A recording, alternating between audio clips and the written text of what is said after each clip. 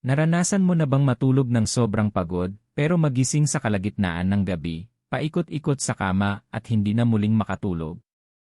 O kaya'y nagigising ka bandang -2 o -3 ng madaling araw, mabilis ang takbo ng isip, malakas ang tibok ng puso, at ayaw talagang magpahinga ng katawan mo.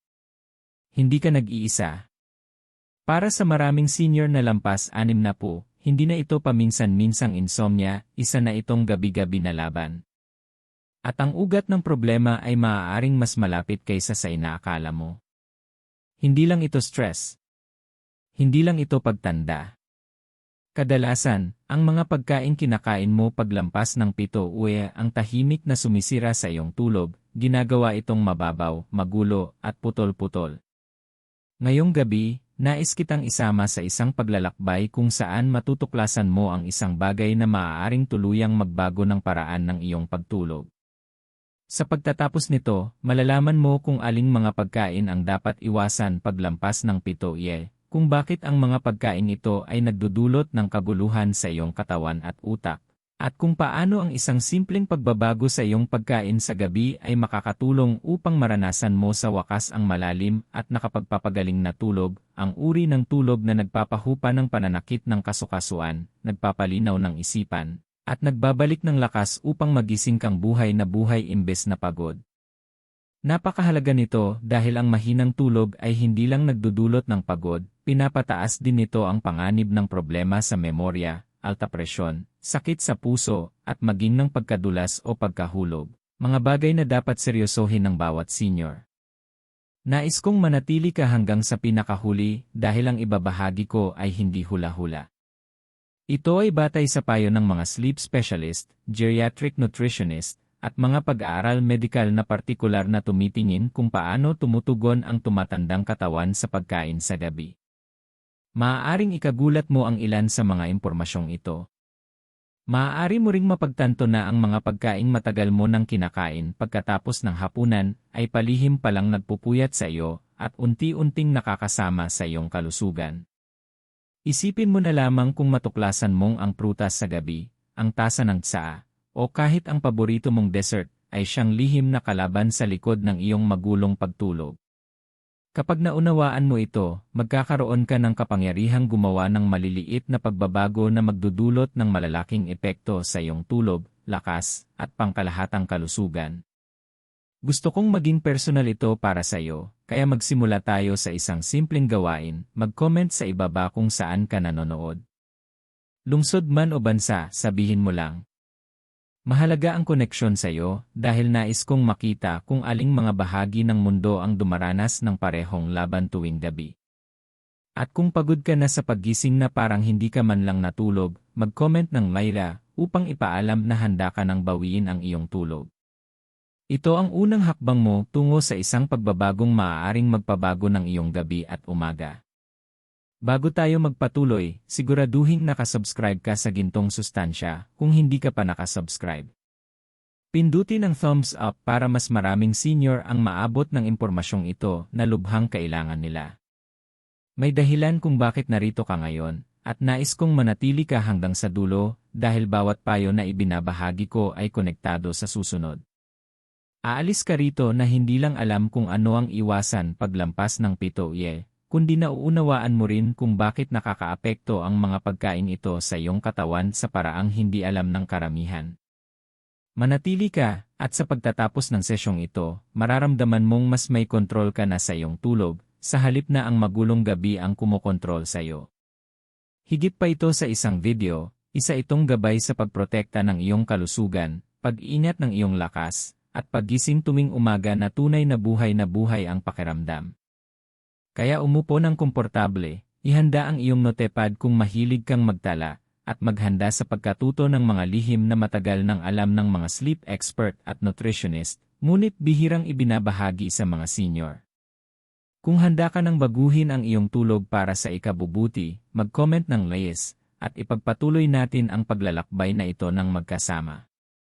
Ang pinakamahusay mong tulog ay maaaring magsimula ngayong gabi, at ayaw mong mapalampas kahit isang sandali ng susunod na bahagi. Habang tayo ay tumatanda, dumaraan ang ating katawan sa mga pagbabagong hindi agad napapansin, ngunit may malakas na epekto, at ang mga pagbabagong ito ay direktang nakaapekto sa isang bagay na mahalaga sa lahat ng aspeto ng buhay, ang tulog. Paglampas ng 60, hindi na kasing dali ng dati ang makatulog. Maaaring mapansin mo na kahit pareho pa rin ang oras ng iyong pagtulog gabi-gabi, mas magaan na ang tulog mo, mas putol-putol, at hindi na gaanong nakapagpapahinga. Maaga kang nagigising kahit ayaw mo pa, o mas masahol pa, paulit-ulit kang nagigising sa gabi at hindi na muling makatulog. Naranasan mo na ba ito? Kung mag-comment ng yes, gusto kong makita kung gaano karaming senior ang dumaranas ng parehong laban. Isa sa mga pangunahing dahilan nito ay ang pagbagal ng pagtunaw ng pagkain.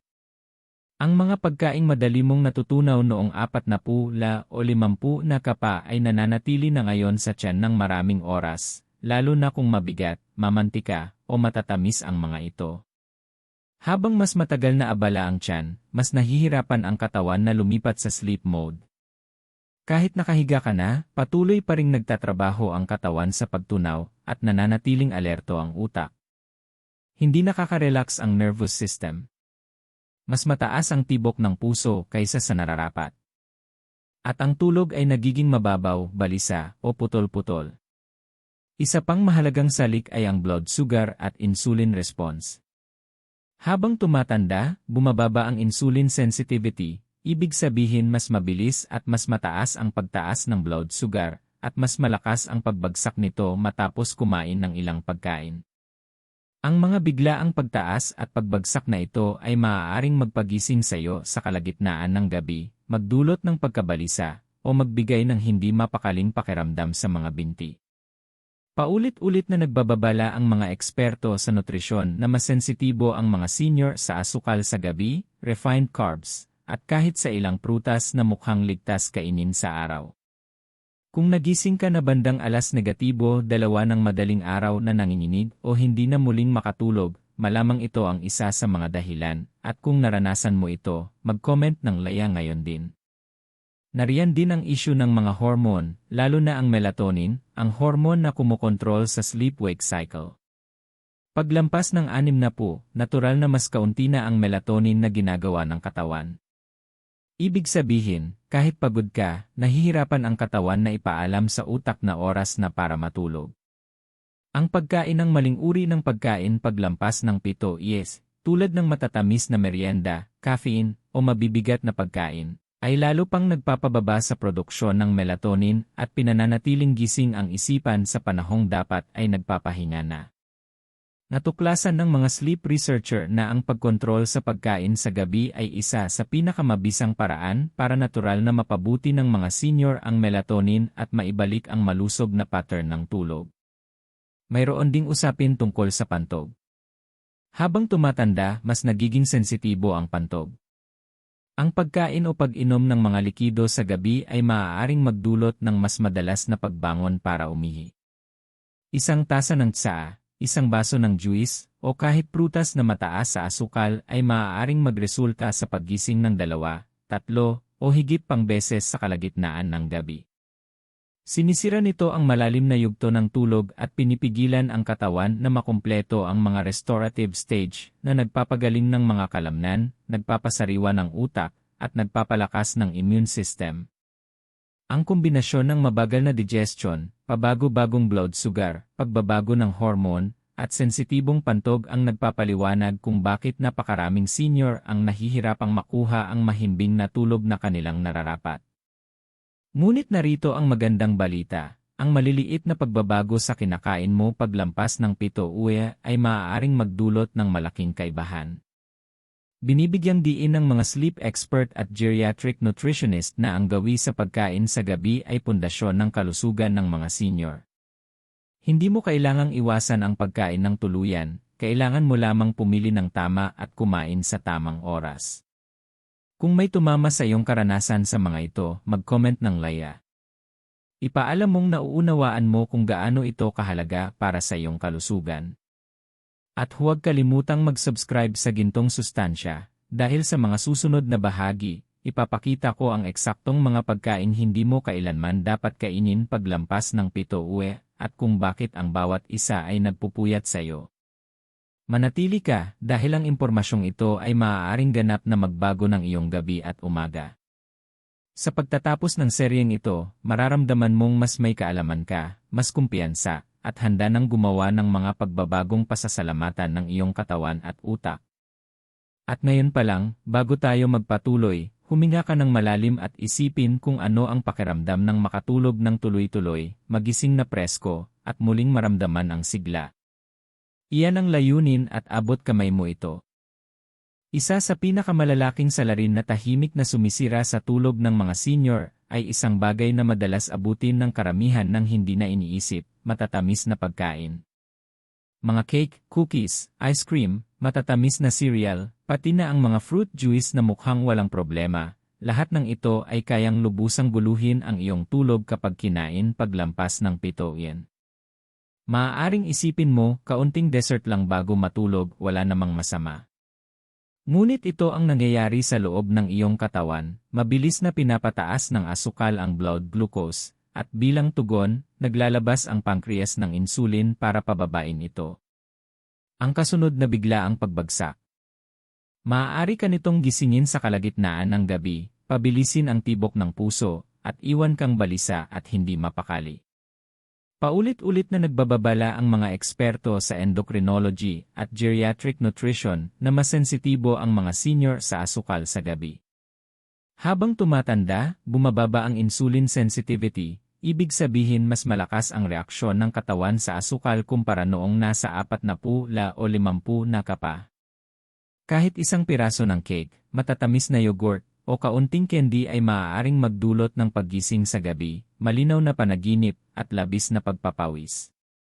Hindi lang ito hindi komportable, sinisira nito ang malalim na yugto ng tulog, ang mga sandaling nagpapagaling sa katawan, nag-aayos ng mga tissue, nagpapalakas ng immune system, at nagpapasariwa ng isipan.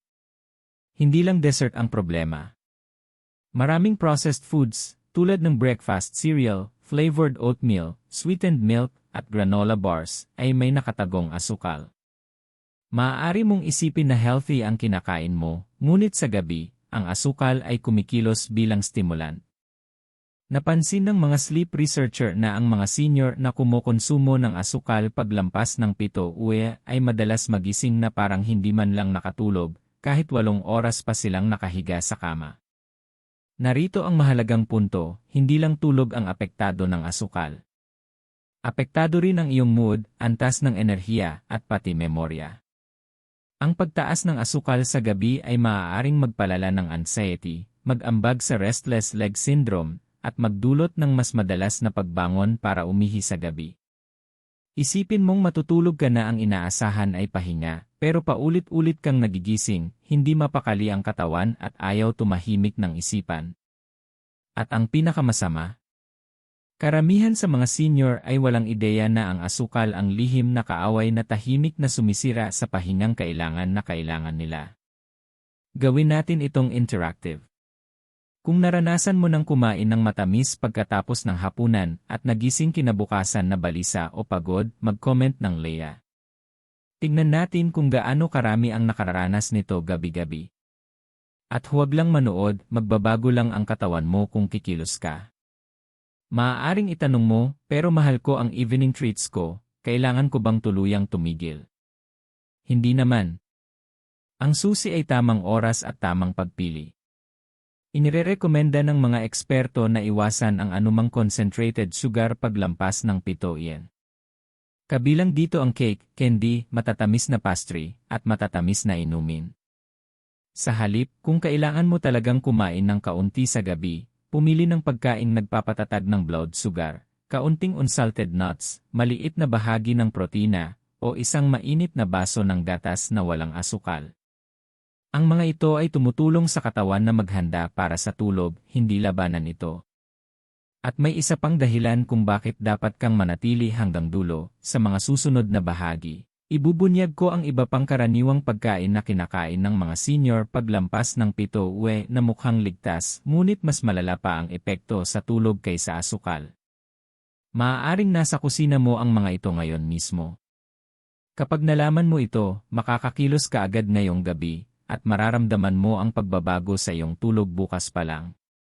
Kung tumatama ito sa iyong karanasan, mag-comment ng laya at ipaalam na handa ka ng seryosohin ang iyong tulog.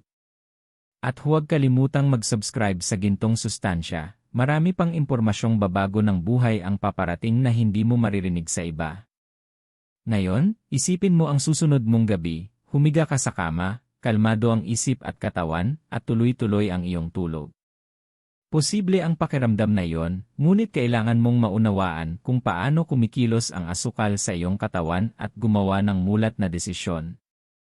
Manatili ka, dahil pagkatapos nito, ilalantad natin ang isa pang food group na tahimik na sumisira sa tulog ng mga senior, at mahalagang malaman mo ito bago ang susunod mong hapunan.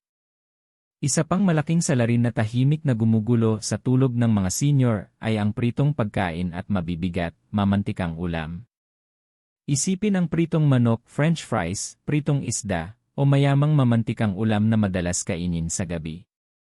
Sa una, tila walang problema, hapunan lang naman. Ngunit ito ang katotohanan, hindi na kayang iproseso ng katawan ang mga pagkain ito ng mabilis, lalo na paglampas ng 60. Ang matatabang pagkain ay inaabot ng maraming oras bago matunaw, at habang abala ang tiyan, nananatiling alerto ang utak at nervous system. Ibig sabihin, sa halip na mag-relax, nananatiling nasa work mode ang katawan, kaya mahirap makatulog o manatiling tulog.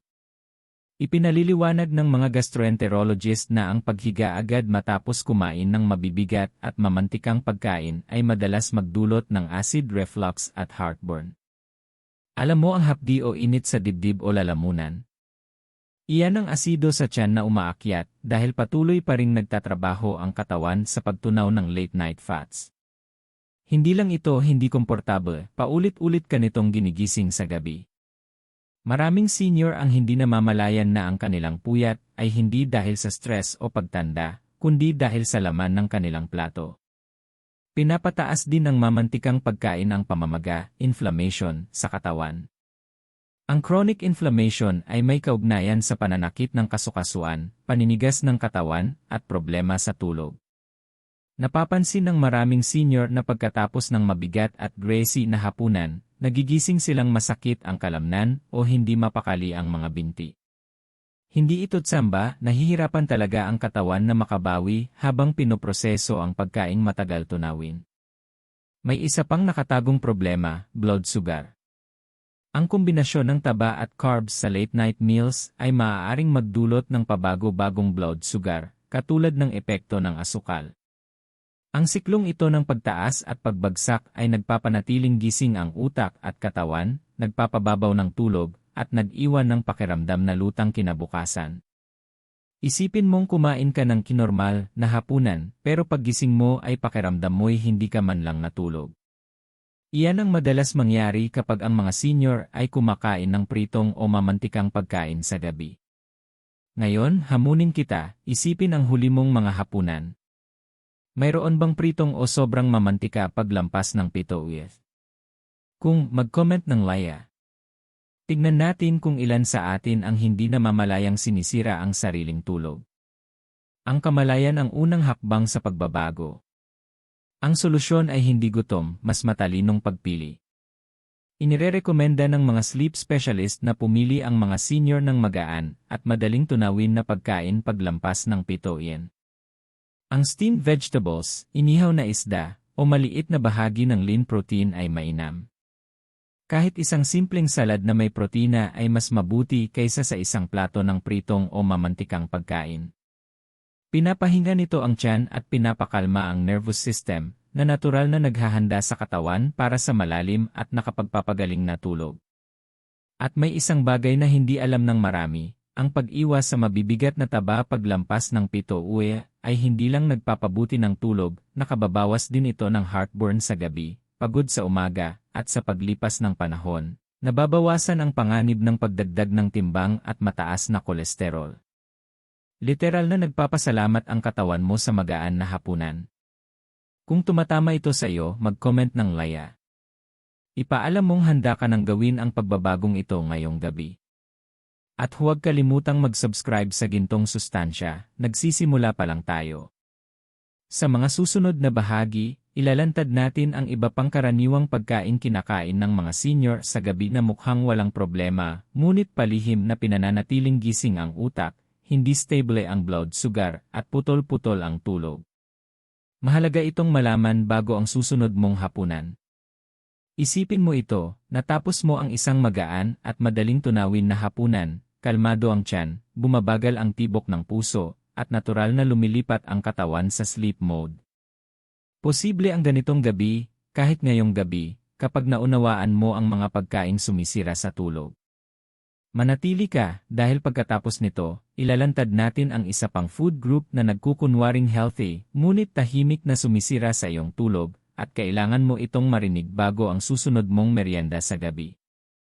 Isa pang palihim na grupo ng pagkain na sumisira sa tulog ng mga senior ay ang maaanghang na pagkain. Maraming nakatatanda ang mahilig sa pepper soup, chili sauce, maaanghang na ulam, o kahit kaunting dagdag na paminta sa kanilang pagkain. Mukha itong walang problema, minsan pa nga ay nakakaaliw. Ngunit kapag kinain pagkatapos ng 7 ang maaanghang na pagkain ay maaaring maging pinakamalaking kalaban ng mahimbing na tulog. Narito kung bakit. Ang maaanghang na pagkain ay hindi lang nagpapainit ng bibig, pinapagana rin ito ang nervous system at pinapataas ang internal na temperatura ng katawan. Binibigyang diin ng mga sleep specialist na kailangang bumaba ang init ng katawan upang makapasok sa malalim at nakapagpapagaling na tulog. Kapag kumain ka ng maanghang, tumataas ang body temperature, kaya mas mahirap makatulog at manatiling tulog. Kahit kaunting sili o paminta ay maaaring magdulot nito sa mga senior na masensitibo na ang katawan sa ganitong mga stimulus. Mayroon ding issue sa pagtunaw ng pagkain. Ang maaanghang na pagkain ay maaaring makairita sa lining ng sikmura na nagdudulot ng hindi komportable na pakiramdam, kabag o heartburn. Isipin mong humiga ka para magpahinga, ngunit sa halip ay nasusunog ang tiyan, mabigat ang dibdib at alerto ang katawan. Ang ganitong pagkabalisa ay humahadlang sa malalim na tulog na kailangan ng utak at katawan para mag-ayos, makabawi, at manariwa. Ayon sa mga geriatric nutritionist, mas madalas itong mangyari sa mga senior dahil bumabagal ang digestion habang tumatanda, kaya mas malakas ang epekto ng maaanghang na pagkain sa gabi. Hindi lang doon nagtatapos ang epekto ng maaanghang na pagkain. Maaari rin itong magdulot ng night sweats at pabalik-balik na paggalaw sa kama, kaya paggising mo sa umaga ay pagod ka pa rin. Maraming senior ang nag-uulat na nagigising sila ng paulit-ulit matapos kumain ng maanghang sa gabi, minsan ilang oras pa ang lumipas, at nagtataka kung bakit hindi sila komportable o bakit mababaw ang tulog. Hindi ito nagkataon, ang init at stimulasyon mula sa mga pagkain ito ay pumipigil sa pag-relax ng nervous system. Narito ang isang hamon, balikan mo ang huling beses na kumain ka ng maanghang pagkatapos ng 7 Nagising ka ba na balisa o pawisin? Kung mag-comment ng Laya. Ipaalam na nauunawaan mo kung gaano kalakas ang epekto ng kahit mukhang maliit na maanghang na pagkain sa kalidad ng tulog. Hindi ibig sabihin nito na kailangan mong talikuran ang lasa. Timing ang solusyon. I-enjoy ang paborito mong maaanghang na pagkain mas maaga sa araw, at pagkatapos ng 7 lumipat sa banayad at pampakalma sa sikmura ng mga pagkain. Mga nilagang gulay, bahagyang inihaw na protina, at mainit na sabaw na hindi maanghang ay tumutulong sa katawan na kusang kumalma. Pinapakalma nito ang nervous system, pinapababa ang body temperature, at tinutulungan ang utak na pumasok sa malalim na yugto ng tulog na kinakailangan nito. Ang maaanghang na pagkain sa gabi ay nakakaistorbo rin sa produksyon ng melatonin, ang hormone na nagbibigay senyales sa katawan na oras na para matulog. Kahit kaunting sili pagkatapos ng 7 ay maaaring pahinain ang epekto ng melatonin, kaya mapapahiga ka ng gising, nairita, at magtataka kung bakit pagod ka kinabukasan. Sa pag-iwas sa maaanghang sa gabi, binibigyan mo ang katawan ng tamang kondisyon para sa malalim at nakapagpapagaling na tulog. Kung tumatama ito sa iyo, mag-comment ng Laya. Sabihin mong handa ka nang gawin ang pagbabagong ito ngayong gabi. At huwag kalimutang mag-subscribe sa Gintong Sustansya at pindutin ang thumbs up para hindi mo makaligtaan ang mga susunod na kabanata, kung saan ibubunyag ko pa ang iba pang mga pagkaing mukhang walang problema pero palihim na nagnanakaw ng tulog.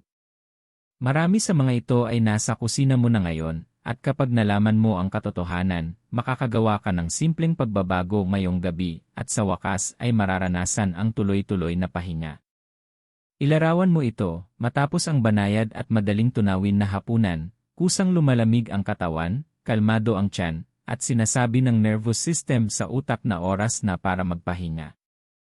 Ganyan ang maaaring maging gabi mo kapag alam mo kung aling mga pagkain ang iwasan. Manatili ka, dahil susunod nating tatalakayin ang mga prutas na mukhang healthy pero nakakasira pala ng tulog ng mga senior. Maririnig mo ito bago ang susunod mong evening snack, dahil maaaring baguhin nito ang pananaw mo sa healthy na pagkain magpakailanman. Hindi lahat ng prutas ay ligtas pagdating sa tulog ng mga senior. Marami ang nag-aakalang dahil healthy ang prutas, maaari itong kainin anumang oras, kahit bago matulog. Ngunit ang totoo, may ilang prutas na kapag kinain pagkatapos ng 7 uwi ay palihim na sumisira sa tulog, at mas apektado rito ang mga senior. Halimbawa, saging. Mayaman ito sa potassium at magnesium na karaniwang nakakatulong sa pag-relax ng kalamnan. Ngunit may taglay din itong natural na asukal na maaaring magpataas ng blood sugar kapag kinain sa gabi. Maaaring maliit lang ang pagtaas, pero sa katawan ng senior, pwede itong magdulot ng sunod-sunod na epekto, biglang pagtaas ng insulin, hindi mapakaling enerhiya, at paggising sa kalagitnaan ng gabi. Sa halip na mahimbing na tulog, mapapabalik-balik ka sa kama habang aktibo pa rin ang isip na dapat ay nagpapahinga na. Mayroon ding mga tropical fruits tulad ng mangga at pinya, masarap, matamis, at tila walang problema. Ngunit puno ang mga ito ng fructose, isang uri ng asukal na mabilis matunaw at nagpapadala ng gigising na signal sa utak. Kahit ang ubas, na madalas ituring na magaan na merienda, ay maaaring kumilos na parang stimulant kapag kinain bago matulog. Babala ng mga nutritionist, kahit masustansya ang mga prutas na ito sa araw, mas mabuting kainin sila ng mas maaga dahil ang asukal nito ay maaaring makasagabal sa natural na produksyon ng melatonin na pumipigil sa malalim na tulog. May ilang senior din na umiinom ng fruit juice o smoothie sa gabi. Kahit pa 100% natural, mas mataas ang konsentrasyon ng asukal nito kumpara sa buong prutas. Kapag ininom pagkatapos ng 7 uwi, maaari itong magdulot ng insulin spikes, restless legs, at heartburn na magpupuyat sa iyo sa kalagitnaan ng gabi. Maraming senior ang nagsasabing pagod na pagod sila kinabukasan, pero hindi nila naiugnay ito sa kanilang late night na healthy na merienda. Mahalagang tandaan na kasing halaga ng uri ng pagkain ang oras ng pagkain. Kapag kinain ang prutas sa umaga o hapon, natutunaw ng maayos ang asukal, nagbibigay ng enerhiya para sa gawain, at iniiwasan ang hindi kailangang stimulasyon sa gabi.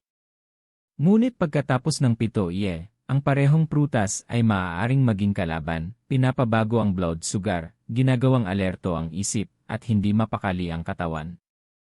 Gawin natin itong interactive. Kung nakakain ka na ng healthy na prutas sa gabi at nagising kang balisa o pagod kinabukasan, mag-comment ng Leia. Ipaalam na nauunawaan mo na may kapangyarihan ang asukal, even mula sa prutas, sa tulog ng mga senior. At huwag kalimutang mag-subscribe sa Gintong Sustansya, dahil sa mga susunod na kabanata, ibubunyag ko pa ang iba pang mga pagkaing mukhang inosente pero tahimik na sumisira sa tulog at enerhiya. Ano ang solusyon? Pumili ng mga prutas na mas mababa ang asukal kung talagang kakain sa gabi, o mas mabuti pa, palitan ito ng mga pagkaing nagpapatatag ng blood sugar at nagpaparelax. Isang dakot ng unsalted nuts, kaunting plain yogurt, o isang tasa ng mainit na herbal tea na walang caffeine ay makakatulong ihanda ang katawan para sa malalim at nakapagpapagaling na tulog. Pinapakalma nito ang nervous system, pinatatatag ang blood sugar, at tinutulungan ang utak na natural na makagawa ng melatonin. Ilarawan mo ito, sa halip na magising ng paulit-ulit sa gabi, tuloy-tuloy ang pahinga ng katawan. Gigising ka na presko, may lakas, at handang harapin ang araw. Iyan ang kapangyarihan ng pag-alam kung aling mga prutas ang ligtas at alin ang dapat iwasan pagkatapos ng 7 AM. Ang maliliit na pagbabagong ito, kapag ginawa ng tuloy-tuloy, ay malaki ang maitutulong sa kalidad ng tulog, mood, at pangkalahatang kalusugan. Kung handa ka ng kontrolin ang iyong tulog ngayong gabi, mag-comment ng Laya. Ipaalam na committed ka sa mas malusog na pagpili sa gabi. At gaya ng lagi, pindutin ang thumbs up at tiyaking nakasubscribe ka sa Gintong Sustansya, dahil sa susunod na kabanata, ibubunyag natin ang isa pang nakakagulat na salarin, tsokolate at cocoa, na akala ng maraming senior ay ligtas sa gabi, pero palihim palang nagpupuyat sa kanila. Ayaw mo itong palampasin. Maraming senior ang mahilig sa tsokolate, isang maliit na piraso pagkatapos ng hapunan, kaunting cocoa sa mainit na gatas, o kahit isang chocolate dessert kasabay ng kape. Nakakaramdam ito ng ginhawa, parang maliit na treat bago matulog. Pero narito ang matinding katotohanan, hindi ganoon kaligtas ang chocolate sa gabi gaya ng iniisip mo. Sa katunayan, para sa mga senior, isa ito sa pinakamalaking tahimik na sumisira sa tulog. Ang chocolate ay may caffeine at theobromine, dalawang natural na stimulant na nagpapasigla sa iyong nervous system. Alam mo na ang caffeine, pinananatiling gising, alerto, at minsan ay restless ka pa. Ang theobromine ay hindi gaanong kilala, pero malakas ito, pinapataas ang tibok ng puso, nagpapasigla sa alertness, at pwede itong manatili sa katawan ng ilang oras. Kahit maliit na piraso ng chocolate na kinain pagkatapos ng 7 AM ay maaaring magpabagal sa pagtulog ng hanggang 2 oras para sa mga senior na mas mabagal mag-metabolize ng stimulant kaysa sa mas batang edad. Hindi lang ito tungkol sa pagtulog, pwede rin itong makasira sa tuloy-tuloy na tulog. Maaaring makatulog ka, pero sa kalagitnaan ng gabi, maging restless ang utak. Nagdudulot ito ng magaan na tulog, madalas na paggising, at paggising sa umaga na parang hindi ka nakapagpahinga. Ipinapakita ng mga pag-aaral sa geriatric sleep medicine na kahit ang dark chocolate, na maraming tao ang tinuturing na health food, ay pwede ring maging sanhi ng problema kung kinain sa gabi. Mas mataas ang cocoa content, mas malakas ang stimulasyon. Ibig sabihin, ang paborito mong dark chocolate square ay pwede palang pinananatiling gising ka, kahit mukhang maliit at ligtas. At syempre, nandyan din ang asukal. Maraming produkto ng chocolate ang puno ng asukal na nagpapalala sa problema. Pinapataas ng asukal ang blood glucose, nagpapalabas ng insulin, at pwede magdulot ng crash sa kalagitnaan ng gabi. Ang crash na ito ang nagpapagising sa utak at katawan na dapat ay nagpapahinga na. Kahit snack o dessert lang, ang kombinasyon ng asukal at stimulant ay perpektong bagyo para sa restless nights. Narito ang mahalagang tanong, nakakain ka na ba ng chocolate pagkatapos ng hapunan at natagpuan ang sarili mong gising ng mas matagal kaysa dati, balisa sa kama, o madalas magising sa gabi? Kung mag-comment ng Laya. Ipaalam na nauunawaan mo kung paano kahit maliit na treats ay tahimik na sumisira sa tulog. Ang pagbabahagi ng iyong karanasan ay makakatulong din sa iba na maunawaan na hindi sila nag-iisa sa laban na ito. Ano ang solusyon? Para sa mga senior na gustong mag-enjoy ng chocolate, ang timing ang lahat. Iwasan ang chocolate pagkatapos ng 7 AM. Kung gusto mo ng matamis sa gabi, piliin ang mga alternatibo na nagpapakalma sa katawan kaysa nagpapasigla. Mainit na herbal tea, maliit na bahagi ng unsweetened yogurt, o isang dakot ng nuts ay mas magandang pagpipilian. Ang mga pagkain ito ay tinutulungan ang blood sugar na maging stable, pinapakalma ang nervous system, at inihahanda ang katawan para sa pagtulog. Isipin ang epekto ng simpleng pagbabagong ito. Sa pag-iwas sa chocolate sa gabi, pwede kang makaranas ng mas kaunting paggising sa gabi, mas malalim at nakapagpapagaling na tulog, at mas maraming enerhiya paggising. Hindi lang ito tungkol sa comfort, ito ay tungkol sa pagprotekta sa katawan, utak, at kalusugan mo. Ang restorative sleep ay nakababawas ng inflammation, nagpapabuti ng memorya, at sumusuporta sa kalusugan ng puso. Kung handa ka ng kontrolin ang tulog mo ngayong gabi, mag-comment ng Laya. Ipaalam na committed ka sa mas mabuting pagpili sa gabi. At huwag kalimutan na mag-subscribe sa Gintong Sustansya at pindutin ang thumbs up. Tinutuklas natin ang bawat tahimik na bitag sa iyong evening diet na pwede palihim na magnakaw ng tulog mo. Ngayon, pag-usapan natin ang isa pang karaniwang culprit sa gabi na mukhang harmless sa maraming senior, sa kape, at kahit kaunting sip-in ng caffeine. Magugulat ka kung gaano katagal talaga nananatili ang caffeine sa katawan at bakit kahit maliit na tasa ay pwede nang sirain ang gabi mo. Siguraduhing manatili sa video dahil pwede nitong baguhin ang paraan mo sa pag-enjoy ng gabi magpakailanman. Isa sa pinakamalaking tahimik na sumisira sa tulog ng mga senior ay caffeine at talagang tuso ito. Maraming tao ang iniisip na pwede lang silang uminom ng tea kaunting tasa ng kape, o kahit green tea sa gabi nang walang epekto. Pero ang katotohanan, ang caffeine ay isang malakas na stimulant na pwedeng manatili sa katawan ng mas matagal kaysa sa inaakala ng karamihan, lalo na pagkatapos ng 60. Narito ang issue, habang tayo ay tumatanda, mas mabagal ang metabolismo ng caffeine sa katawan. Ang dating nawawala sa ilang oras lang noong mas bata ka, pwede nang manatili sa dugo mo hanggang 10 oras o higit pa. Kahit maliit na tasa ng kape sa gabi, o kahit isang sip ng tsaa, pwede nang panatilihing mataas ang tibok ng puso, alerto ang nervous system, at gising ang utak kahit natutulog ka na sa kama. Pinapatunayan ng mga doktor ng pagtulog na ang mga senior na umiinom ng caffeine pagkatapos ng 2-3 ay kadalasang nakakaranas ng magaspang na tulog, magaan na tulog, at madalas na paggising sa buong gabi. Hindi lang ito tungkol sa kape.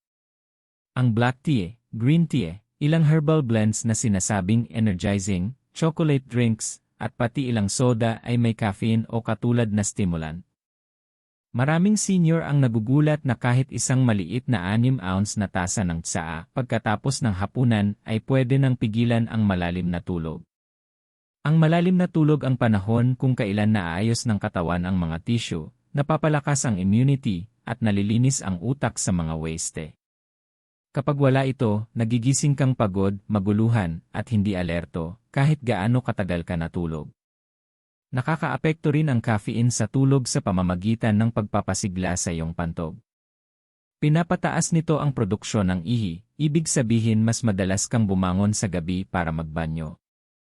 Kung isasama mo pa ang alertness na dulot ng stimulant, madaling makita kung bakit nahihirapan ang mga senior sa restless nights. Pinapayo ng mga nutritionist at sleep specialists na iwasan ang caffeine pagkatapos ng 2-3 years at mas mainam pagkatapos ng 7 years bilang isa sa pinakamadali at pinakamabisang paraan para mapabuti ang tulog ng senior. Gawin natin itong interactive. Nakainom ka na ba ng tsaa o kape pagkatapos ng hapunan at nahirapan kang makatulog o madalas magising sa gabi? Kung mag-comment ng Laya. Ipaalam na naramdaman mo mismo ang epekto ng caffeine. Ang pagbabahagi ng karanasan mo ay nakakatulong din sa iba na maunawaan na pwede nilang sinasadyang sirain ang kanilang tulog nang hindi nila alam. Ano ang solusyon? Simple lang, iwasan ang caffeine ng buo pagkatapos ng 7 yan. Kung gusto mo ng mainit na inumin sa gabi, piliin ang caffeine-free alternatives. Ang mga herbal tea gaya ng chamomile, peppermint, o lavender ay nagpapakalma sa katawan, nagpaparelax ng mga kalamnan, at nagsisignal sa utak na oras na para matulog. Kahit isang mainit na baso ng gatas o isang dakot ng nuts ay pwede nang maging satisfying na evening snack nang hindi pinapasigla ang nervous system. Isipin ito, matapos ang hapunan, umiinom ka ng calming herbal tea. Dahan-dahang humihinga ang katawan mo, bumababa ang tibok ng puso, napapaluwag ang mga kalamnan, at natural na pumapasok ang utak sa malalim na tulog. Ganito ang gabi na karapat-dapat sa mga senior, mga gabi na gigising ka ng refreshed, malinaw ang isip, at puno ng enerhiya. Iyan ang kapangyarihan ng pag-unawa sa tahimik na epekto ng caffeine at pag-aayos ng mga gawi. Kung ito ay tumutugma sa iyo, mag-comment ng Laya. Ipaalam na handa kang alisin ang mga tahimik na stimulant sa iyong gabi. At gaya ng dati, mag-subscribe sa Gintong Sustansya at pindutin ang thumbs up. Huwag palampasin ang mga susunod na kabanata kung saan tatalakayin natin ang mabibigat na carbohydrates, processed foods, at iba pang karaniwang pagkakamali sa gabi na tahimik na sumisira sa tulog ng mga senior. Bawat tip ay magdadala sa iyo mas malapit sa mga gabing puno ng malalim, restorative na tulog. Isa sa mga madalas nakakaligtaang salik na sumisira sa tulog ng mga senior ay mabibigat na hapunan na may carbohydrates. Marami sa atin ang iniisip na ang isang plato ng kanin, pasta, patatas, o yam ay walang masama, at kahit na nakakaaliw pa nga pagkatapos ng mahabang araw. Pero ang katotohanan, ang mabibigat na carbs na kinakain pagkatapos ng 7 uwi ay pwedeng magdulot ng malaking epekto sa tulog, lalo na sa mga senior. Kapag kumain ka ng malaking bahagi ng carbohydrates sa gabi, nagpapakahirap ang katawan mo para tunawin ito. Ang carbs ay nagdudulot ng mabilis na pagtaas ng blood sugar, na sinusundan ng surge ng insulin. Sa mas batang tao, maaaring hindi ito gaanong halata, pero habang tayo ay tumatanda, bumabagal ang insulin response at pwede nang tumaas at bumagsak ang blood sugar ng biglaan. Ang pagbagsak na ito ay kadalasang nangyayari sa gitna ng gabi, na nagigising ka, naiirita, nagpapawis o nababahala. Binabalaan ng mga nutritionist na ito ay isa sa mga pinakakaraniwang dahilan kung bakit nagigising ang mga senior bandang 2 o 3 nagising at hindi makabalik sa tulog. Hindi lang ito tungkol sa blood sugar. Ang mabibigat na carb dinners ay nagpapahirap din sa digestive system. Ang mga pagkain tulad ng malaking bahagi ng puting kanin, pasta, tinapay, o starchy na gulay ay matagal tunawin. Habang nagtatrabaho ng husto ang tiyan mo, nananatiling alerto ang iyong nervous system. Mataas ang tibok ng puso, at nahihirapan ang katawan pumasok sa malalim, restorative na yugto ng tulog na nag-aayos ng mga kalamnan, nagpapasigla sa isip, at nagreregula sa immune system. Kaya maraming senior ang nakakaranas na parang natulog sila ng 8 oras, pero nagigising silang pagod. Mas malala pa, ang mabibigat na carbs ay pwede ring magpataas ng inflammation sa katawan. Ang chronic inflammation ay nagdudulot ng pananakit ng kasukasuan, paninigas, at restless legs sa gabi, lahat ng ito ay nakakaabala sa malalim na tulog. Madalas na naiulat ng mga senior na pagkatapos ng carb-heavy dinner, sila ay nag-ikot sa kama o nagigising na may discomfort. Hindi ito aksidente, ito ay isang pisyolohikal na reaksyon na maiiwasan sa tamang gabing pagkain. Ngayon, gawin natin itong interactive, isipin ang huling ilang hapunan mo. Kumain ka ba ng malaking bahagi ng kanin, pasta, o patatas pagkatapos ng 7 uwi at nagising na restless o groggy? Kung mag-comment ng laya. Ang pagbabahagi ng karanasan mo ay nakakatulong sa iba na makita kung gaano kalaganap ang problemang ito at nagbibigay daan sa iyo na gumawa ng agarang pagbabago. Ano ang solusyon? Inirerekomenda ng mga eksperto ang maliit at magagaan na hapunan sa gabi, lalo na sa mga senior.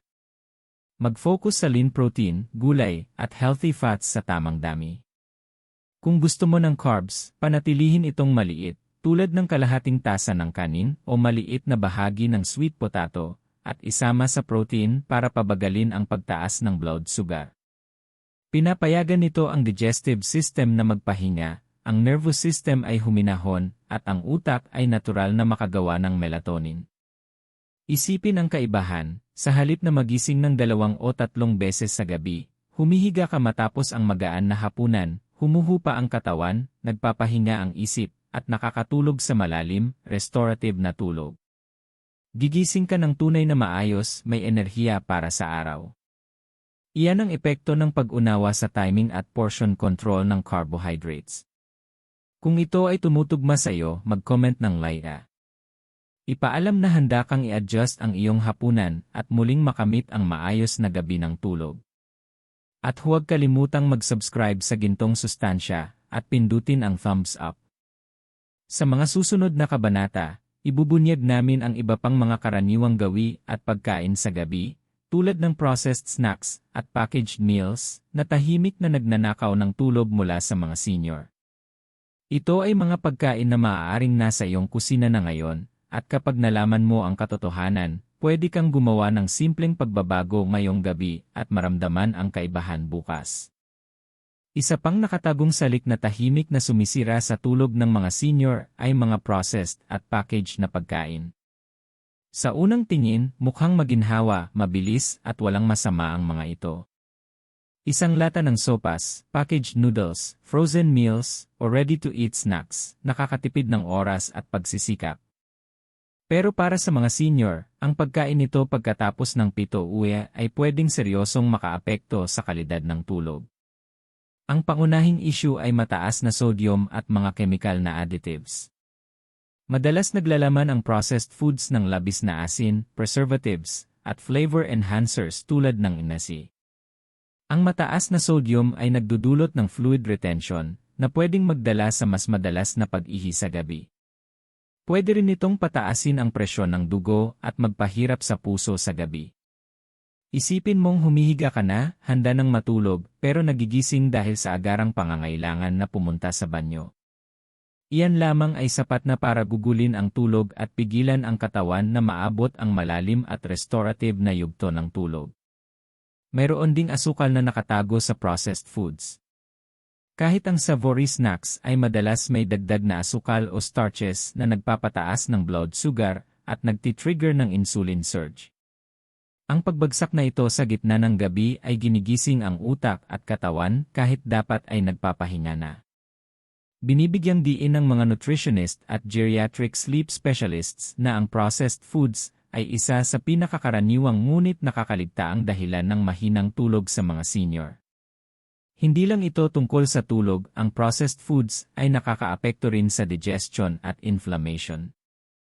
Ang preservatives at artificial na additives ay pwedeng mag-irita sa tiyan, magdulot ng bloating, acid reflux o indigestion. Ang discomfort na ito ay nagpapanatiling alerto sa katawan kahit dapat ay nagpapahinga na para sa gabi. Ang chronic inflammation mula sa mga pagkain na ito ay pwedeng magpalala ng pananakit ng kasukasuan, paninigas, at kahit restless leg syndrome, na lahat ay nakakaabala sa malalim na tulog. Ngayon, gawin natin itong interactive. Isipin ang mga nakaraang gabi mo. Kumain ka ba ng packaged noodles, canned soups, o processed snacks pagkatapos ng 7 uwi at napansin mong restless ka o nagigising ng maraming beses? Kung mag-comment ng laya. Mahalaga ang iyong karanasan at ang pagkilala sa mga pattern na ito ang unang hakbang patungo sa pagbabago. Ano ang solusyon?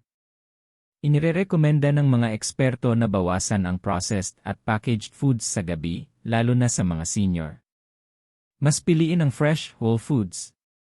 Isang simpleng hapunan ng grilled fish, steamed vegetables, o magaan na salad ay mas madali sa digestive system at hindi makakaabala sa malalim na tulog.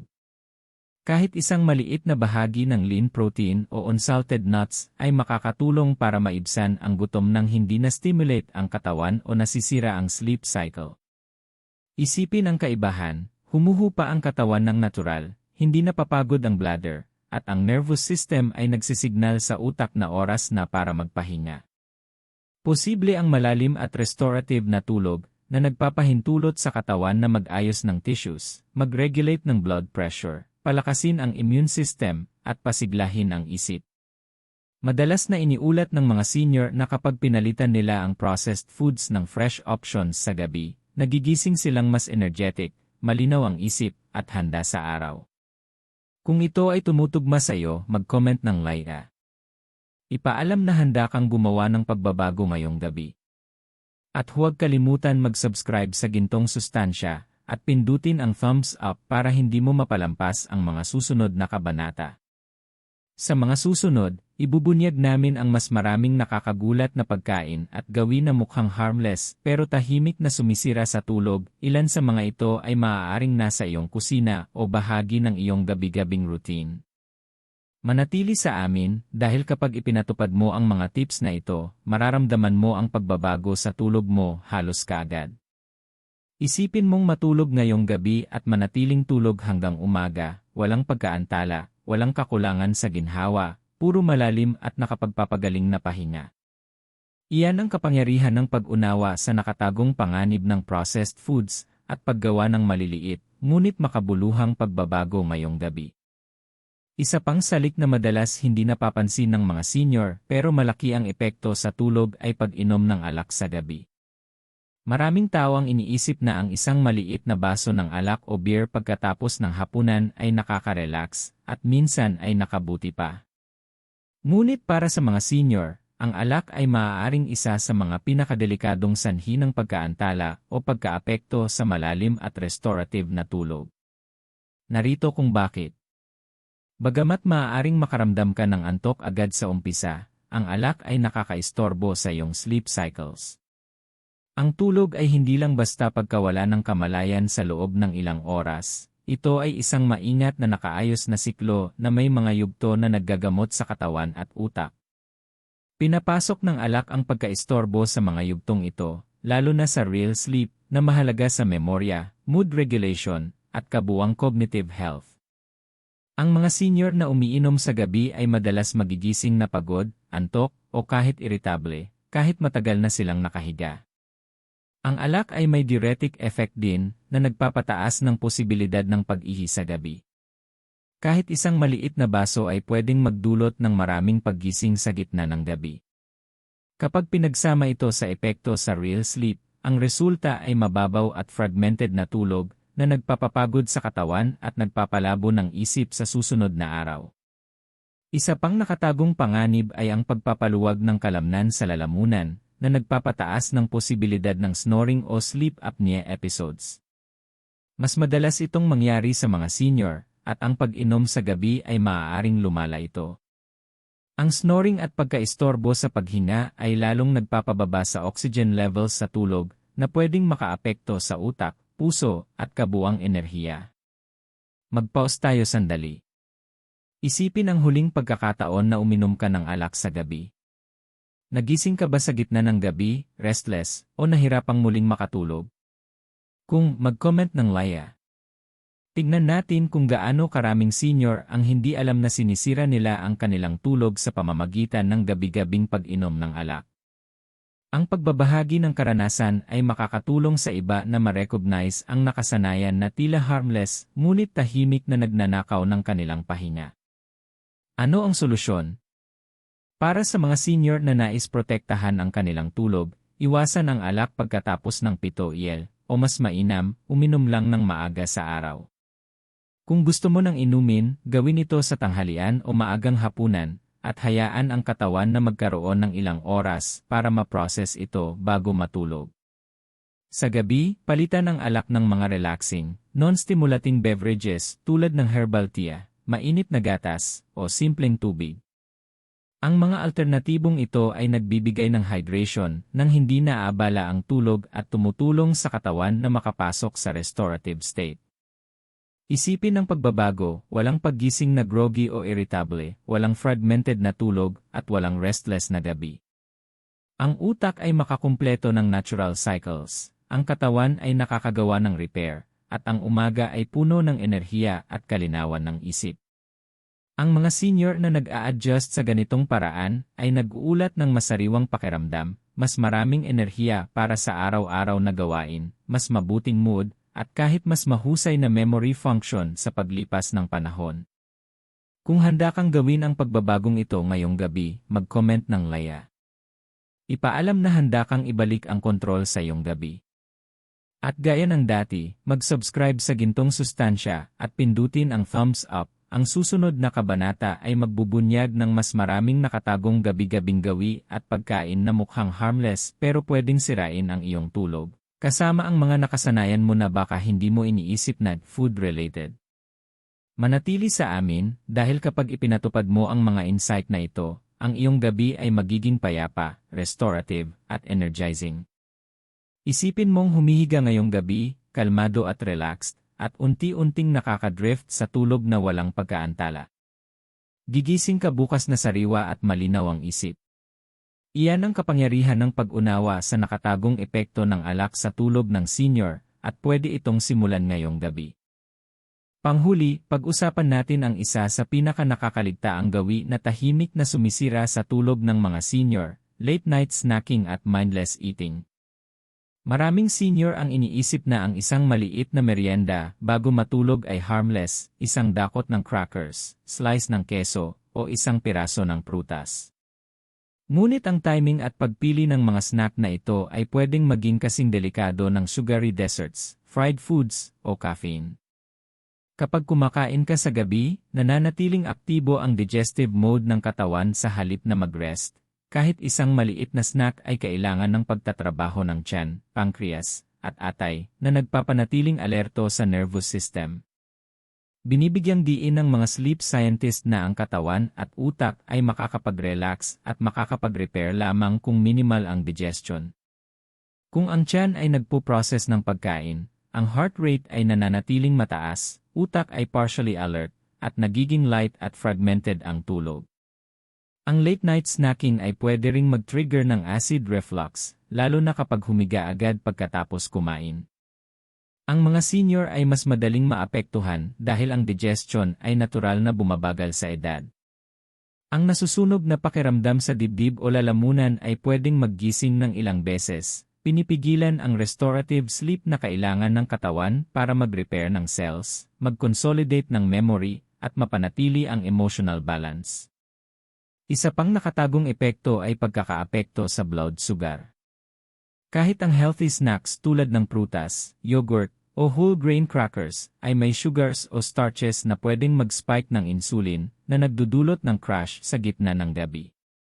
Ang biglaang pagbaba ay pwedeng maggising sa iyo, minsan may anxiety, restlessness, o racing heart. Paulit-ulit na binibigyang diin ng sleep specialists na kahit maliit na snacks sa gabi ay may disproportional na malaking epekto sa tulog ng senior. Ngayon, isang hamon para sa iyo, isipin ang iyong evening routine. Kumain ka ba ng snack pagkatapos ng 7 at napansin na naapektuhan ang iyong tulog? Kung mag-comment ng laya. Ibahagi rin kung saan ka nanonood, tingnan natin kung gaano kalaganap ang gawin na ito. Ang awareness ang unang hakbang patungo sa pagbabago, at nagagawa mo na ito sa panonood ng video na ito. Ano ang solusyon? Ang susi ay planuhin ang iyong evening meals at snacks. Gawin ang hapunan bilang huling pagkain, tapusin bago ang 7 at kung magutom ka pagkatapos, pumili ng magaan at non-stimulating na options. Ang herbal teas, mainit na gatas, o isang dakot ng unsalted nuts ay perpekto. Ang mga opsyong ito ay nagpapanatili ng stable na blood sugar, nagpapababa ng digestive workload, at nagpapahintulot sa nervous system na magsignal sa utak na oras na para sa malalim na tulog. Isipin ang kaibahan, sa halip na magigising ng maraming beses, unti-unting dadaan ka sa walang pagkaantala, malalim, restorative na tulog. Malilinaw ang isip, lalakas ang memorya, tataas ang enerhiya, at magiging puno ng vitality ang umaga. Hindi lang ito teorya, ang mga senior na consistent na ipinatupad ang mga strategy na ito ay nag-ulat ng paggising na sariwa, alert, at mas emotionally balanced. Kung handa kang gawin ang pagbabagong ito ngayong gabi, mag-comment ng laya. Ipaalam na handa kang kontrolin ang iyong tulog at kalusugan. At huwag kalimutan mag-subscribe sa Gintong Sustansya at pindutin ang thumbs up. Lahat ng kabanata na napanood mo hanggang ngayon ay naglalaman ng makapangyarihang, praktikal na hakbang para baguhin ang iyong gabi at maibalik ang restful nights. Panghuli, huminga ng malalim at i-visualize ang susunod mong gabi, tapos mo na ang hapunan, iniiwasan ang late snacks, humuhupa ang katawan, nagpapahinga ang tiyan, at natural na pumapasok ang utak sa malalim na tulog. Gigising ka sa umaga na sariwa, malinaw ang isip, at handa sa araw na may enerhiya at focus. Iyan ang kapangyarihan ng pag-unawa sa mga pagkain at gawi na hindi dapat kainin ng senior pagkatapos ng 7. Sa pagsasabuhay ng insight na ito ngayong gabi, pwede mong maranasan ang pinakamagandang tulog sa iyong buhay at magpapasalamat ang katawan at isip mo.